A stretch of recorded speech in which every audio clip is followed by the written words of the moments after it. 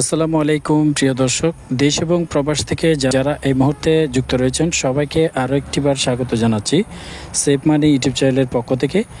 আজকের ভিডিওর সবচেয়ে গুরুত্বপূর্ণ বিষয় হচ্ছে, আপনারা যদি ঢাকা ব্যাংকে 1 লক্ষ টাকা ফিক্সড ডিপোজিট করে জমা রাখেন তাহলে প্রতি মাসে কত টাকা করে লাভ দিবে, অথবা মাসিক মুনাফা হিসাব না করে যদি আপনি এককালীন হিসাব করেন তাহলে কত টাকা পাচ্ছেন। এছাড়াও জানাবো ঢাকা ব্যাংকের এফডিআর এর সুবিধা অসুবিধা সম্পর্কে বিস্তারিত। যারা চ্যানেলে নতুন দর্শক রয়েছেন অনুরোধ রাখবো চ্যানেলটি অবশ্যই সাবস্ক্রাইব করবেন। প্রথমত আমাদেরকে দেখতে হবে ঢাকা ব্যাংকের ফিক্সড ডিপোজিটের রেট এবং শর্তগুলো কি কি। আপনারা ঢাকা ব্যাংকে সর্বনিম্ন 50,000 টাকা থেকে শুরু করে সর্বোচ্চ যে কোনো পরিমাণ এফডিআর আপনারা করতে পারবেন। তো তার জন্য আমরা আগে শর্তগুলো দেখে নিব। ডিপোজিট স্কিমের বিভিন্ন নিয়ম শর্তগুলি তারা এখানে দিয়ে দিচ্ছে, আপনারা ওয়েবসাইটে পেয়ে যাবেন। তবে ওয়েবসাইটে খুঁজতে একটু সময় লাগে, তাই আপনাদের জন্য আসলে সব কিছু কালেকশন করে ভিডিও নিয়ে আসি। তাই অবশ্যই ভালো লাগলে ভিডিওটি লাইক করবেন। তো এখানে বলে রাখি সুবিধাগুলো কী কী। আপনি যদি 1 লক্ষ টাকা কিংবা যে কোনো পরিমাণ ফিক্সড ডিপোজিট করেন, এখানে যে সুবিধা সবচেয়ে বেশি সেটা হচ্ছে আপনি 90% পর্যন্ত লোন সুবিধা পাবেন। অর্থাৎ আপনি এফডিআরটি করার পরে এটার এগেনস্টে আপনি চাইলে লোন নিতে পারবেন।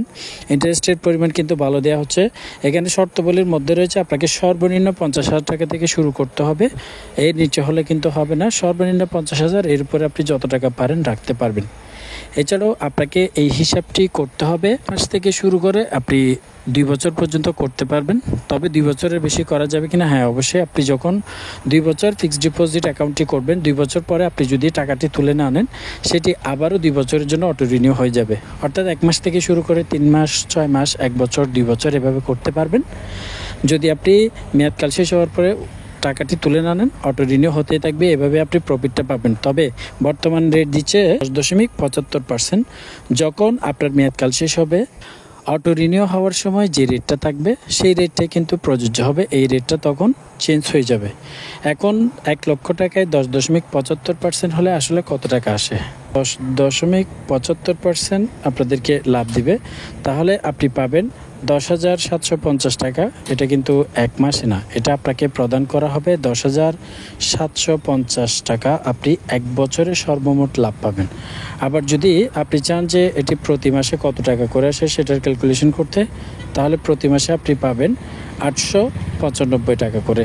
895 টাকা করে প্রতি 1 লক্ষ টাকায়। যদিও অন্য ব্যাংক থেকে একটু কম রয়েছে, অনেক ব্যাংক আছে যেগুলোতে আসলে 1 লক্ষ টাকায় 1,000 টাকা করে প্রফিট দেওয়া হচ্ছে, অনেক ব্যাংকে আবার 1200 টাকা করে দেওয়া হচ্ছে। তবে ঢাকা ব্যাংক একটি ভালো ব্যাংকের তালিকার মধ্যে রয়েছে, আপনারা নিশ্চিন্তে করতে পারবেন। তো এখানে যে প্রফিটটা দেখানো হয়েছে 895 টাকা, এখান থেকে আবার অবশ্যই আপনাকে ব্যাটের টাকাটি বাদ দিতে হবে।